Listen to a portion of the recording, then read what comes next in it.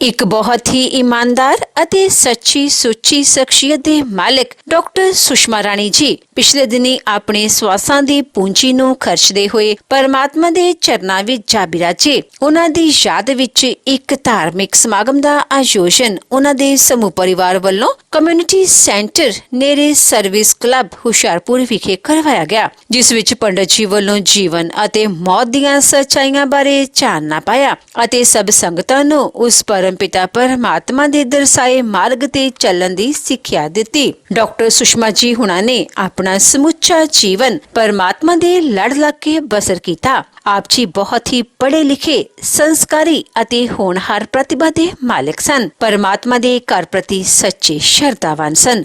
ਗਰੀਬਾਂ ਅਤੇ ਦੀਨ ਦੁਖੀਆਂ ਦੀ ਸਹਾਇਤਾ ਆਪ ਜੀ ਹਮੇਸ਼ਾ ਹੀ ਤਨੋ ਮਨੋ ਅਤੇ ਤਨੋ ਕਰਿਆ ਕਰਦੇ ਸਨ। ਡਾਕਟਰ ਸੁਸ਼ਮਾ ਰਾਣੀ ਜੀ ਬਹੁਤ ਹੀ ਮਿੱਠ ਬੋਲੜੇ ਅਤੇ ਮਿਲਾਪੜੇ ਸੁਭਾਅ ਦੇ ਮਾਲਕ ਸਨ। ਜੋ ਕੋਈ ਵੀ ਆਪ ਜੀ ਨੂੰ ਇੱਕ ਵਾਰ ਮਿਲ ਲੈਂਦਾ ਤਾਂ ਆਪ ਜੀ ਦਾ ਹੀ ਹੋ ਕੇ ਰਹਿ ਜਾਂਦਾ ਸੀ। ਡਾਕਟਰ ਸੁਸ਼ਮਾ ਰਾਣੀ ਜੀ ਹੁਣਾਂ ਦੇ ਚੰਗੇ ਸੰਸਕਾਰਾਂ ਤੇ ਆਪ ਜੀ ਦਾ ਸਮੁੱਚਾ ਪਰਿਵਾਰ ਅਤੇ ਆਪ ਜੀ ਦੇ ਬੇਟੇ ਐਸਐਸਪੀ ਵਿਵੇਕਸ਼ੀਲ ਸੋਨੀ ਜੀ ਚੱਲ ਰਹੇ ਹਨ। ਆਪ ਜੀ ਦਾ ਪਰਿਵਾਰ ਬਹੁਤ ਹੀ ਸੁਗੜ ਪਰਿਵਾਰ ਹੈ, ਪੜ੍ਹਿਆ ਲਿਖਿਆ ਪਰਿਵਾਰ ਹੈ ਅਤੇ ਪਰਮਾਤਮਾ ਦੇ ਭਾਣੇ ਵਿੱਚ ਰਹਿਣ ਵਾਲਾ ਪਰਿਵਾਰ ਹੈ। ਆਪ ਜੀ ਦੇ ਬੱਚੇ ਬਹੁਤ ਹੀ ਨੇਕ ਹਨ, ਸੰਸਕਾਰੀ ਹਨ ਅਤੇ ਸਮਾਜ ਵਿੱਚ ਸ਼ਲਾਘਾਯੋਗ ਸਥਾਨ ਰੱਖਦੇ ਹਨ। ਸਭ ਤੋਂ ਵੱਡੀ ਗੱਲ, ਆਪ ਜੀ ਦੇ ਬੱਚੇ ਆਪ ਜੀ ਦੇ ਪਾਏ ਪੂਰਨਿਆਂ ਤੇ ਚੱਲ ਕੇ ਜ਼ਿੰਦਗੀ ਬਸਰ ਕਰ ਰਹੇ ਹਨ ਅਤੇ ਸਮਾਜ ਵਿੱਚ ਨਾਮਣਾ ਖੱਟ ਰਹੇ ਹਨ। गरुड़ पुराण की श्रवण कालिक वेला में हम में से ही सुपरिचित परिवार, जिसे हम सोनीना परिवार इस नाम से भली भांति जानते हैं, इसी परिवार की मुख्य सदस्य जिनका छाया चित्र हमारे सामने उपस्थित है, जिन्हें हम सुषमा सोनी नाम इस नाम से भली भांति जानते हैं। प्रभु द्वारा बनाए नियमों का पालन करते हुए जिन्होंने जन्म मृत्यु को अंगीकार करते हुए अपने नश्वर देह का विसर्जन आज से 12 दिन पूर्व ही किया हुआ है, ऐसी दिव्यात्मा पुण्यात्मा की शांति सदगति की कामना हेतु पारिवारिक सदस्यों द्वारा रखे गए गरुड़ पुराण के इस भोग पर हम उपस्थित हुए हैं। मन में परिवार के प्रति संवेदनाएं हैं और ईश्वर से ये प्रार्थना भी है कि परम पिता परमेश्वर हम में से ही बिछड़ी हुई इस अजर अमर आत्मा को शांतावस्था मुक्तावस्था प्रदान करे तथा इस वियोग जन्म दुख को सहन करने का सभी परिवार के सदस्यों को सामर्थ्य प्रदान करे।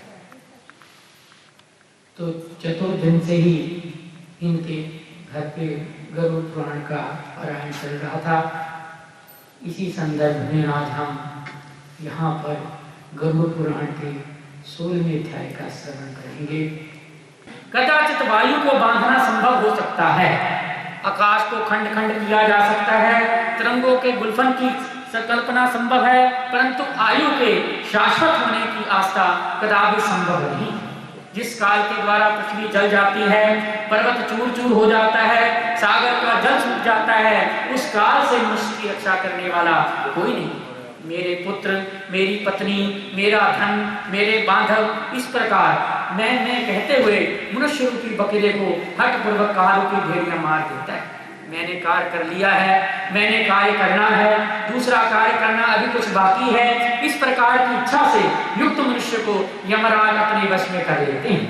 कल किए जाने वाले कार्य को आज करना चाहिए, अपराह्न में किए जाने वाले कार्य को पूर्वाह्न में करना चाहिए, क्योंकि मनुष्य ने जिसने अपना कार्य कर लिया है अथवा नहीं कर लिया है, मृत्यु उसकी प्रतीक्षा नहीं करती। वृद्धावस्था जिसको रास्ता दिखाने वाली है, अत्यंत रोग ही जिसके सैनिक है, ऐसे मृत्यु रूपी शत्रु के तुम सुमुख स्थित हो तो उस परमात्मा की ओर रक्षा करने वाला की ओर क्यों नहीं देखते। तृष्णा रूपी शूर से विदे हुए, विषय वासना रूपी घी से सिंचे हुए, राग द्वेषासी अग्नि से पके हुए मनुष्य को मृत्यु खा जाता है। ये जगत ऐसा है, इसमें मृत्यु बालकों को युवकों को, वृद्धों को, गर्भस्थ जीवों को, सभी को ग्रस्त लेता है। जब ये जीव अपने देह को भी यहाँ छोड़कर यमलोक को चला जाता है, तो फिर स्त्री, माता, पिता, पुत्र आदि से किस प्रकार का प्रयोजन, किस प्रकार का संबंध। ये संसार दुखों का मूल कारण है। इस प्रकार संसार में जिसका संबंध है वह दुखी है। जिसने इस जगत का परित्याग किया है वह मनुष्य सुखी है, दूसरा कोई सुखी नहीं है, कभी भी सुखी नहीं है। ये संसार सभी प्रकार के दुखों का उत्पत्ति स्थान है, सभी आपत्तियों का घर है, सभी पापों का आश्रय है। इसलिए ऐसे संसार को क्षण मात्र में त्यागना चाहिए। लोह एवं लकड़ी से बने हुए पाशों से बधा हुआ मनुष्य जीव मुक्त हो सकता है, किंतु विषय वासना रूपी पाशों से बधा हुआ मनुष्य जो है मुक्त नहीं हो सकता। मनुष्य अपने मन को प्रिय लगने वाले जितने पदार्थों से संबंध बनाता है, उतने ही अधिक शोक के कीड़े उसके हृदय में गढ़ते जाते हैं। ये बड़ी खेद की बात है कि विषयों का हार करने वाले इंद्रिय रूपी चोरों ने इस लोक के समस्त धन को हर लिया, अर्थात परलोक के लिए हितकारी धर्म रूपी जो धन है उसका इंद्रियों ने हरण कर लिया है। मांस लोभी मतन से जैसे बंशी में लगे हुए अंकुश को नहीं जानता, उसी प्रकार विषयों से प्राप्त होने वाले सुख के लोभ से जीव जो है यम यात्रा की परवाह नहीं करता। हे गर्भ, जो अपने हित अहित को नहीं जानता, सदा को मार्ग पर चलने वाला है, मात्र पेट भरने में जिसका अध्यवसाय है वह मनुष्य नरकागामी है। निद्रा, मैथुन, आहार आदि सौभाग्य प्रवृत्ति सभी प्राणियों में एक प्रकार की होती है, परंतु वास्तव में जो ज्ञानवान है वह मनुष्य है, जो ज्ञान से शून्य है वह पशु है। मूर्ख मनुष्य प्रातःकाल मलमूत्र के वेग से, मध्य में भूख से, तृषा से, रात्रि में काम पीड़ा निद्रा से बाधित रहता है। हाँ, ये बड़ी खेद की बात है। अज्ञान से मोहित होकर सभी जीव अपनी देह, धन, पत्नी आदि में सुप्त होकर बार बार पैदा होते हैं, मरते हैं। इसलिए सदा आसक्ति का त्याग कर देना चाहिए। अगर आसक्ति का त्याग ना हो तो महापुरुषों के साथ संबंध बनाना चाहिए, क्योंकि संत पुरुष ही संसार आसक्ति योग के भीषण। सत्संग और विवेक ये दोनों ही व्यक्ति के दो निर्मल नेत्र हैं। जिस मनुष्य के पास ये नहीं है वह अंधा है, वह क्रूर मार्ग पर नहीं जाएगा। बारे में बता रहे हैं कि ये जो मनुष्य का शरीर है बड़ा ही दुर्लभ है। बड़े ग्रंथों में इस मनुष्य शरीर की जो है अपने महत्ता बताई और ये बताया है कि ये जो शरीर है ये बड़े ही पुण्यों से मिलता है। इसको प्राप्त करके जो विवेकशील व्यक्ति है वो अपना जन्म मरण से जो है छुटकारा कर लेता है। जो अविवेकी है वो इसमें आकर जो है पुनः जो है संसार में जन्म मरण के जो है द्वंद्व में फंसता है। ये हमने इस गरुड़ पुराण के अध्याय में सुना। इसमें ये भी बताया है कि ये जो मृत्यु है ये बड़ा ही निर्दयी है, इसको किसी पर दया नहीं है। अभी अभी हम गरुड़ पुराण में सुन रहे थे कि ये मृत्यु ऐसा है, बालांच यौवनान वृद्धा गर्भाना गतानपि सर्वाना विशते मृत्यु सर्वभूत इदम जगत्। ये जो मृत्यु है ये ऐसा है, इसको किसी पर जो है दया नहीं आती, किसी पर ये रियायत नहीं करती। हम सभी जो है सामाजिक प्राणी है। हमारे समाज में सभी वर्गों के लिए, सभी आयु के लोगों के लिए कुछ विशेष रियायतें होती हैं। जिस प्रकार यहाँ हम इस शोक सभा में उपस्थित होकर इस सभागार में बैठे हैं, तो यहाँ सबकी सुविधा के लिए कोई ना कोई इंतजाम किया है।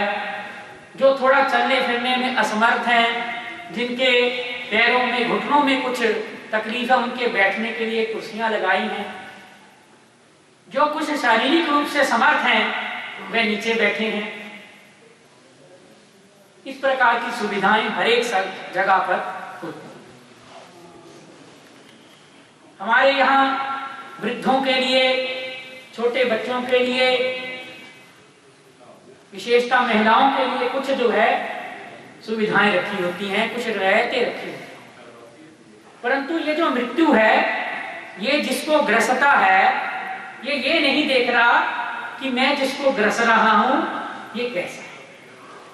इस श्लोक में बताया कि बालान यौवनान वृद्धान गर्भानागतान, ये मृत्यु ये नहीं देखता कि मैं जिसको ग्रस रहा हूं ये अभी माता के पेट में पलने वाला एक गर्भस्थ शिशु है, जिसने अभी संसार में आकर संसार का अभी दर्शन भी नहीं, अभी गर्भ में ही है माता के। ये नहीं देखता कि मैं जिसको ग्रस रहा हूं ये अभी अभी नवजात है, जिसने जो है अपने माता का अभी दुग्ध पान भी नहीं किया। ये भी नहीं देखता कि मैं जिसको ग्रस रहा हूं ये 5 साल का एक छोटा सा बालक है, जिसने अपने अभी खेल कूद भी नहीं किया। ये भी नहीं देखता कि मैं जिसको ग्रस रहा हूं ये 7 वर्ष का या 11 वर्ष का एक कुमार है। ये भी नहीं देखता कि मैं जिसको ग्रस रहा हूं ये 21 वर्ष का एक नौजवान है, जिसने अपनी जवानी में पांव रखा। ये भी नहीं देखता कि मैं जिसको ग्रस रहा हूं ये अभी अभी इसकी विवाह हुआ और इसकी पत्नी की हाथों से मेहंदी भी नहीं।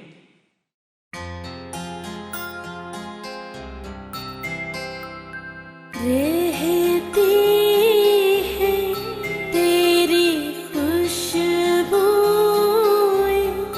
घर के आंगन में, तेरी याद आती है।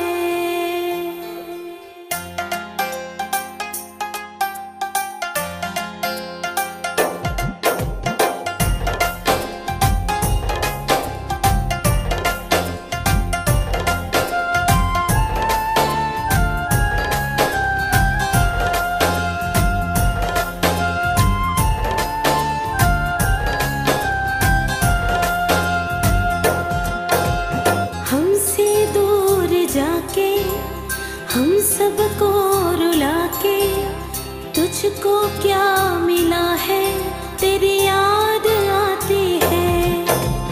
माँ तू कहाँ, मेरी माँ तू कहाँ, मेरी माँ,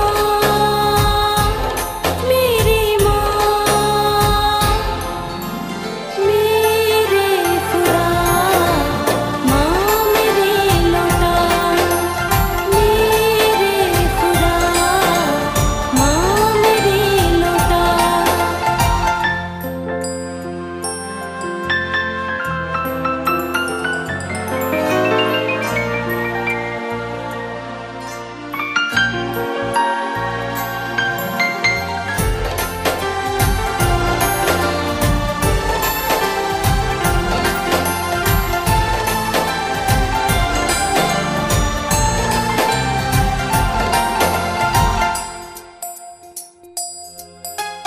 कब दुख है तेरे दुख जैसा इस दुनिया में, तेरी याद आती है।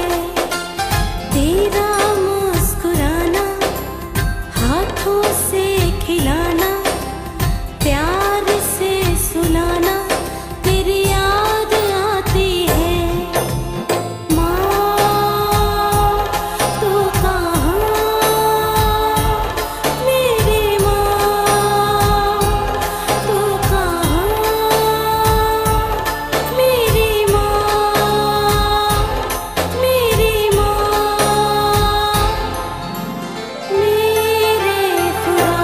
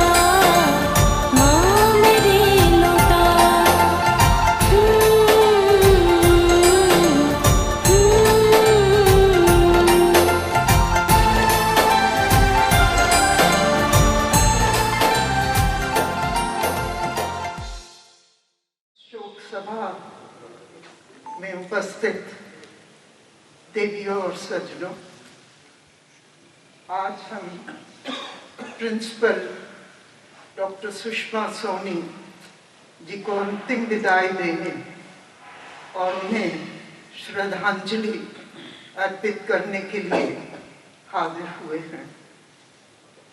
जब भी किसी व्यक्ति अपने प्रियजन को दिवंगत आत्मा के नाम से पुकारना पड़ता है तो ये शब्द कहीं भीतर तक हमारे हृदय को कुचोट जाता है कि वो व्यक्ति कल तक हमारा साथी था, हमारे साथ था, आज हम उसे एक और नया नाम दिवंगत आत्मा का देने के लिए यहाँ हाजिर हैं। है तो ये अटल सत्य, लेकिन स्वीकार करना उतना ही कठिन होता है। सुषमा जी से मेरा परिचय काफी लंबा है। हमने एक लंबा सफर तय किया है। सन 1980 में जब उन्होंने गवर्नमेंट कॉलेज के संस्कृत डिपार्टमेंट में ज्वाइन किया था तो हमारी पहली मुलाकात हुई थी। धीरे धीरे जैसे जैसे उनको जानने का, समझने का मौका मिला तो उनके जीवन के बहुत से पहलू, उनकी पर्सनालिटी के अलग अलग रूप देखने को मिले। वो एक बहुत ही आकर्षक और बहुमुखी व्यक्तित्व की मालिक थी। एक टीचर के रूप में वो बहुत सक्षम, बहुत योग्य टीचर थी और अपने स्टूडेंट्स में वो बहुत ही लोकप्रिय थी और अपने काम के प्रति पूर्ण रूप से समर्पित रही। जो भी ड्यूटी, जो भी कार्य कभी भी उनको किसी भी कैपेसिटी में सौंपा गया, उन्होंने उसे पूरी ईमानदारी और पूरी लगन से निभाया।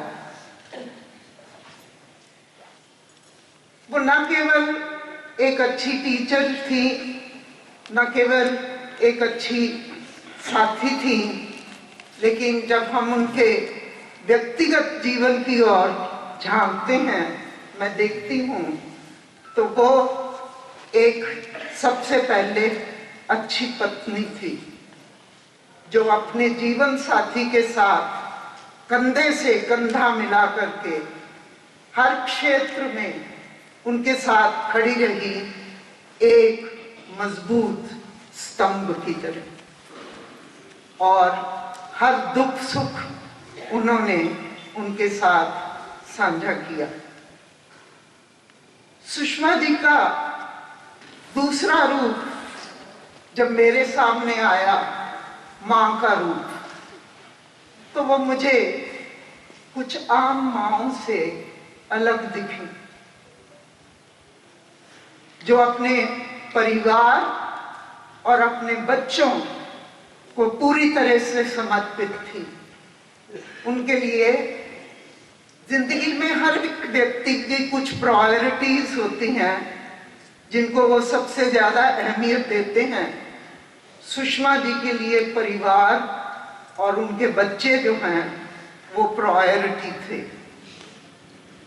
बाकी सब कुछ सामाजिक जीवन और उनके जीवन से संबंधित पहलू वो सब बाद में आते थे। इसका उदाहरण तो हमें उनके बच्चों में मिल जाता है।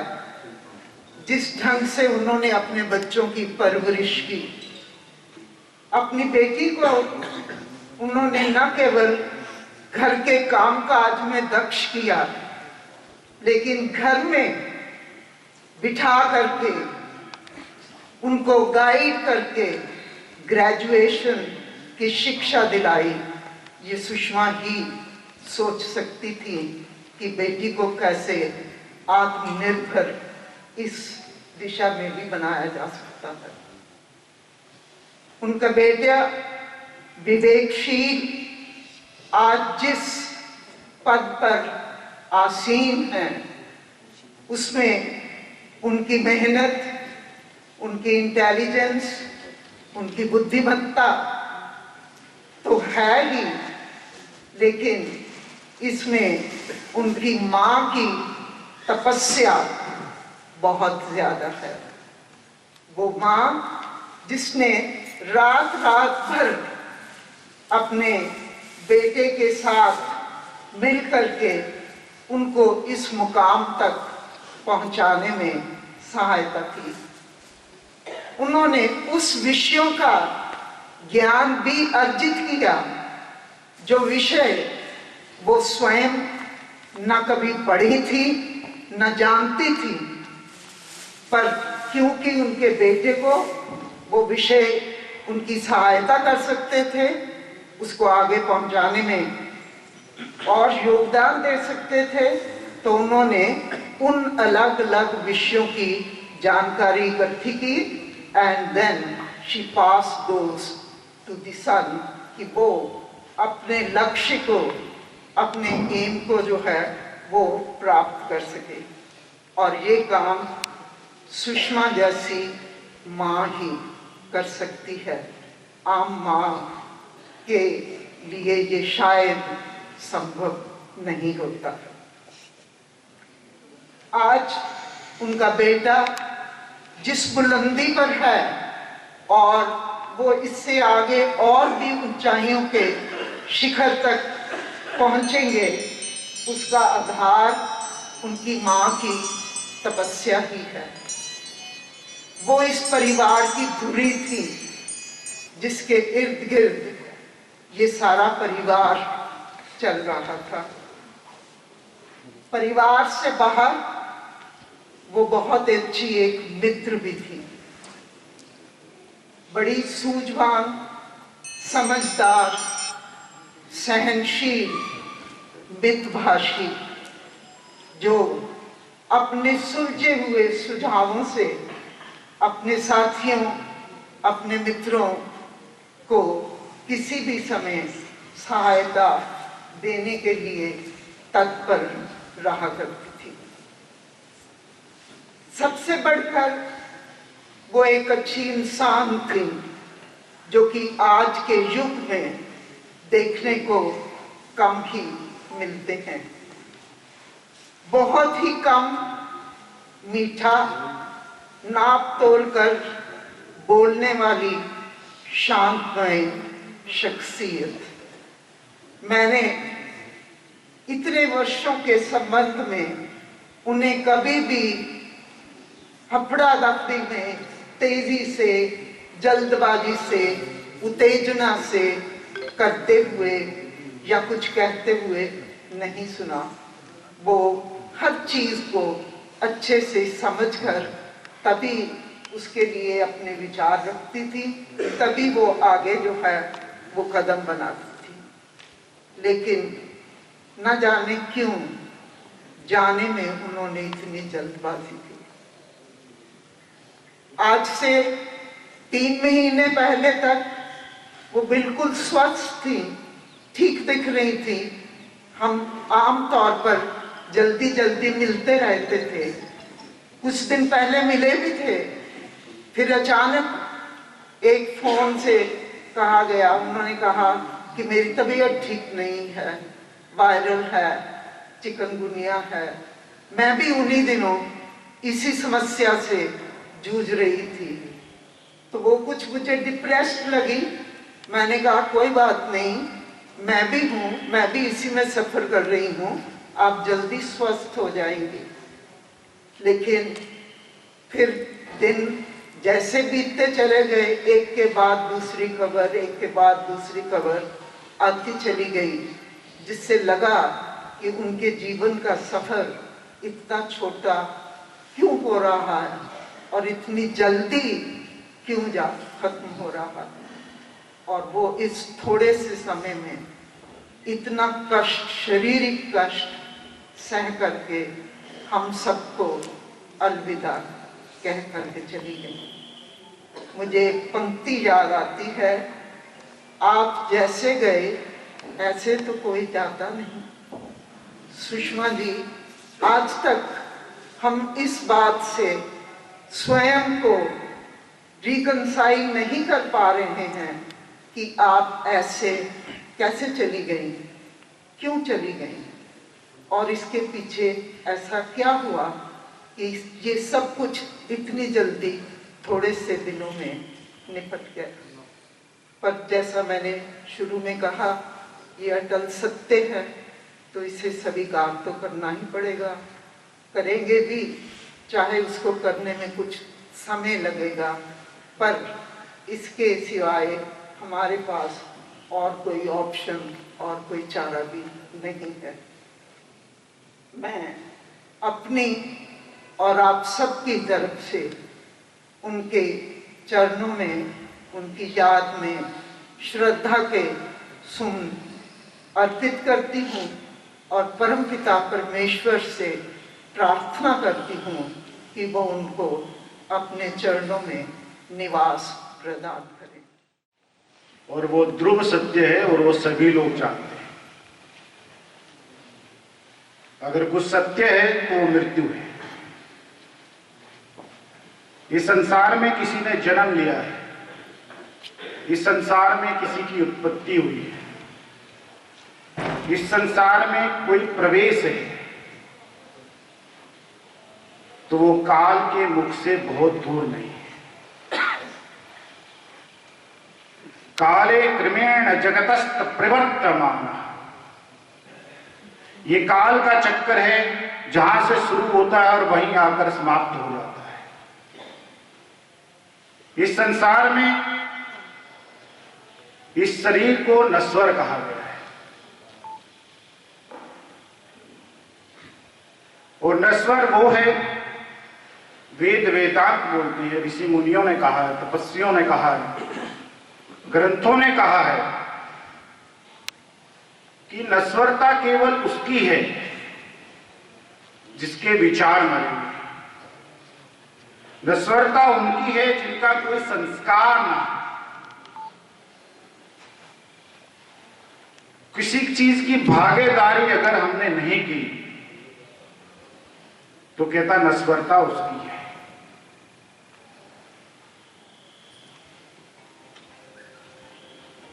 जब महाभारत काल का युद्ध था तो एक पात्र था अभिमन्यु। अभिमन्यु ने जिसकी कोख से जन्म लिया था वो भगवान की भगनी थी।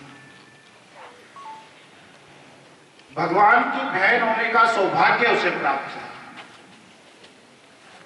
और जो अभिमन्यु के मामा थे वो स्वयं भगवान थे, जिनके लिए स्तुति है, वंदना है, आराधना है, भक्ति है, सुमिरन है, जप है, तप है, ध्यान है, समाधिस्थ है, जिसके लिए कहा गया है शांताकारम भुजग शयनम पद्मनाभम सुरेशम विश्वाधारम गगन सदृशम मेघवर्णम शुभांगम लक्ष्मी कांतम कमल नयनम योग विरधान गम्यम वंदे विष्णु भव भय हरम सर्वलोकैकनाथ। जो सबके मनों को, भय को, विकारों को दूर करता है, वो स्वयं उसका मामा था। कहता अगर कुछ और था तो जिसके गीलेपन से उसका जन्म था, उस अभिमन्यु का, जो उसका पिता था, वो इस धरा का सबसे श्रेष्ठ योद्धा था। परंतु काल को वो नहीं छोड़ पाए। काल को उन्होंने नहीं बख्शा। परंतु मृत्यु उसकी है जिसकी कुछ देन नहीं।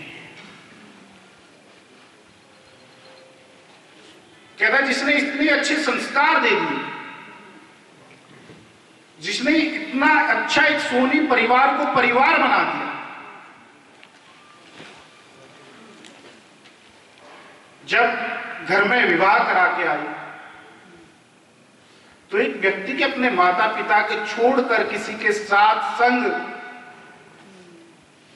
उसका इतना बड़ा संसार जिसने बसा दिया, अपने विचारों के अंदर कभी अतिक्रमण जिसका नहीं होने दिया, जिसकी तप और साधना, जिसकी व्यवहारिकता, जिसका प्रेम, जिसकी माधुर्यता, जिसका भोलापन, जिसकी सहजता, जिसकी सरलता हम उनके पुत्रों के अंदर देख पाए। मेरा बहुत मिलना मां से नहीं हुआ,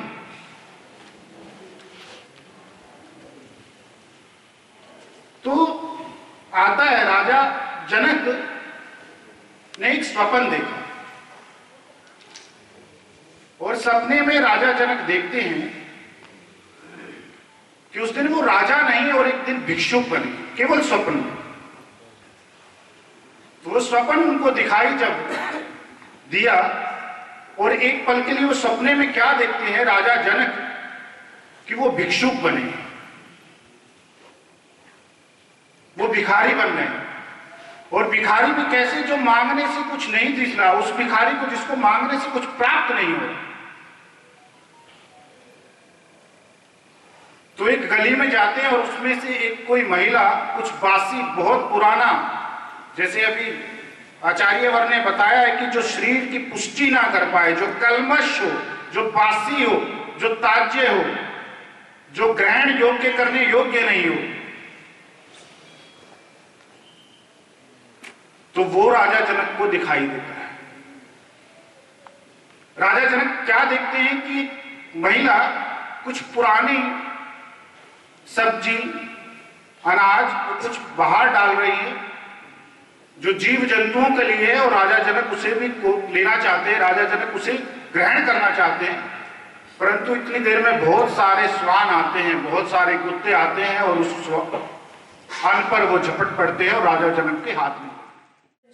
I would like to express our heartfelt condolences to Vivek and the entire family in this hour of grief. CM will hopefully be with the family to pay his tribute to Mrs. Dr. Sushma Soni, who left for her heavenly abode on 20th of December. He wishes to convey to Vivek and to the family that he stands by them in this difficult time and prays to Almighty to grant peace to the departed soul. In her life journey, Dr. Soni donned various hats, that of a dutiful daughter and sister, a loving wife, and a doting mother. But most importantly, Dr. Sushma Soni was a woman of substance, an inspiration for one and all. Her two children, Vivek and Preeti, are living testimonies of the values that Dr. Soni embodied during her lifetime. We pray to God to give strength to the family to bear this loss and courage to carry forward her rich legacy. दुख बांटने से कम होता है। Doctor Soni के जाने से परिवार को एक ना पूरी होने वाली कमी मिली, लेकिन आप सबकी उपस्थिति से परिवार को बहुत हौसला मिला है और मैं विवेक और सारे परिवार की तरफ से सभी उपस्थित जनों को धन्यवाद देना चाहती हूँ। खासतौर पे मिस्टर सुंदर श्याम अरोड़ा जो आए हैं, डीसी रोपड़, डीसी कपूरथला और बहुत ऑफिसर साहबान उनमें से जो आज इस दुख की घड़ी में परिवार के साथ खड़े हुए हैं, मैं उनको यहाँ पहुँचने पे धन्यवाद। श्री रामचरितमानस हुशारपुर, हिंदू गोरक्षणी सभा हुशारपुर, एमएलए अमित विज जी पठानकोट से, एलआर सोडी पठानकोट से, आर्य समाज हुशारपुर की तरफ से, EMM ARR international school Adampur की तरफ से, government college retired teacher welfare association Hoshiarpur की तरफ से, श्री सनातन धर्म संस्कृत कॉलेज की तरफ से, डॉक्टर दलजीत सिंह चीमा साबका शिक्षा मंत्री पंजाब की तरफ से, chairman national commission for scheduled castes Vijay Sampla ji की तरफ से, तीक्ष्ण सूद पूर्व मंत्री जी की तरफ से, निपुण शर्मा जिला अध्यक्ष भारतीय जनता पार्टी की तरफ से, अश्विनी शर्मा प्रदेश अध्यक्ष भारतीय जनता पार्टी की तरफ से, श्री राजेश बाघा प्रदेश महामंत्री भारतीय जनता पार्टी की तरफ से, अजीत सिंह ओम प्रकाश प्राइवेट लिमिटेड नवाशहर की तरफ से ये जो है संवेदनात्मक शोक प्रस्ताव आए हैं। पारिवारिक सदस्य इन सब के प्रति अपना आभार प्रकट करता है कि इस दुख के समय में इन सब ने जो है दुख को साझा करने का जो है ये प्रयास किया। मेरा वालिया साइया रखी चरना दे कोल, मेरा वालिया साइया रखी चरना दे कोल, रखी चरना दे कोल, रखी चरना दे कोल, रखी चरना दे कोल, रखी चरना दे कोल, मेरा वालिया साइया रखी चरना दे कोल, मेरा वालिया साइया रखी चरना दे कोल। मेरी फरियाद तेरे दर उत्ते होर सुनावां किनू, मेरी फरियाद तेरे दर उत्ते होर सुनावां किनू, होर सुनावां किनू, रखी चरना दे कोल, मेरा वालिया साइया रखी चरना दे कोल, मेरा वालिया साइया रखी चरना दे कोल, रखी चरना दे कोल, रखी चरना दे कोल, रखी चरना दे कोल, रखी चरना दे कोल, मेरा वालिया साइया रखी चरना दे कोल, मेरा वालिया साइया रखी चरना दे कोल।